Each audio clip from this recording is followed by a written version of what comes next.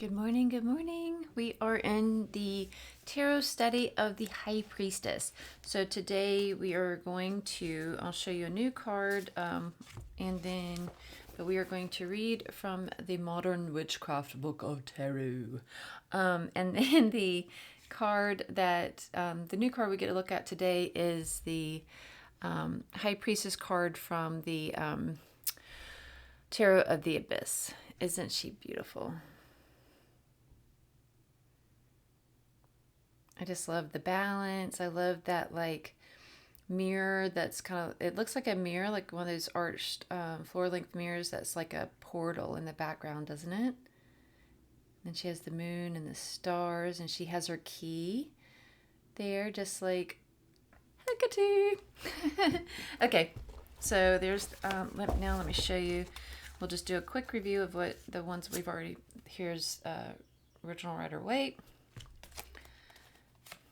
Wildwood Tarot, Golden Art Nouveau. I just love these so much. And then the Light Seers, all the different perspectives. Oh, and look at her. Look at her eyelids. She has eyes on her eyelids. Okay. So reading from the Modern Witchcraft Book of Tarot. The High Priestess, card number 2. Keywords: intuition, emotions, feminine power, imagination, spirituality, and the inner life. And this is what the inside of this looks like, so you can see the layout. And it's hardback. They didn't have paperback. This beautiful and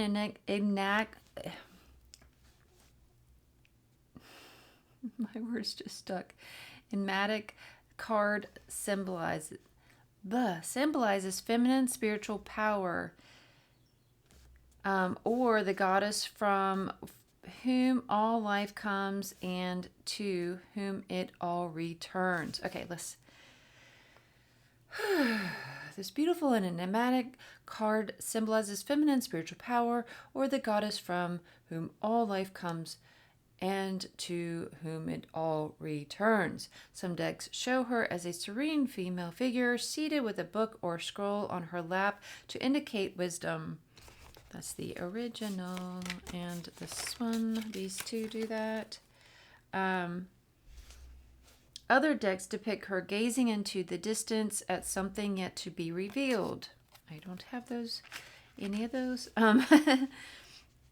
She's sometimes positioned between two pillars, one black, one white, which represent the dual nature of existence: good and evil, light and dark, truth and deception, positive and negative. We all come from the goddess, and to her we shall return, like a drop of rain flowing to the ocean. And that's by Zuzana Budapest, American author. The High Priestess may advise against paying attention to your inner world. Wait, not against. Why did I say that? What's wrong with me today? The High Priestess may advise paying attention, not against paying attention, but paying attention to your inner world, dreams, imagination, and intuition, especially if you tend to be a logical, practical person. Look more deeply at your hidden talents and motivations. Face your shadow and reconcile your inner life with your outer use. Upright. The High Priestess suggests inner changes are taking place even if you haven't materialized yet. Even if they haven't materialized yet. Hopefully you have materialized. Something hidden is about to come forth. Amen, and so it is. The shadow. Psychologist Carl Jung thought the High Priestess symbolized the shadow, the unknown, secret, dark, and mysterious part of that lies within each of us. In a reading about money, you may be too otherworldly or impractical in financial areas. Perhaps you need to get a handle on spending. The High Priestess can also advise listening to your intuition in an issue involving money. If the reading is about your job, this card This card recommends tuning into the invisible world, taking advantage of your inner knowing and spiritual guidance available to you. It can also mean working in a field that uses your inner power, intuition, and wisdom, such as psychology, holistic healing, or a spiritual path. In a reading about love, the High Priestess may describe a person who is intuitive, spiritual, in touch with the higher realms or existence. She can also represent a very romantic relationship that may not be well grounded in reality. And they do a reverse, but we're not going to do that today. So again, there's that. So if you wanted to screenshot to read the reverse on your own, you can if it comes in clear. Does it? Does it come in clear? Okay. I'm sorry my words are all jumbled today. In a magnet. See, I can't even say it today. In a mag.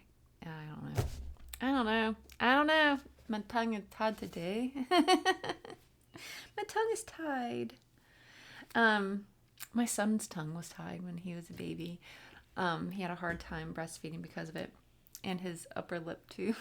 So he was double tied, but it popped on its own. So there's a little nugget of information for you that you didn't ask for. All right, much love.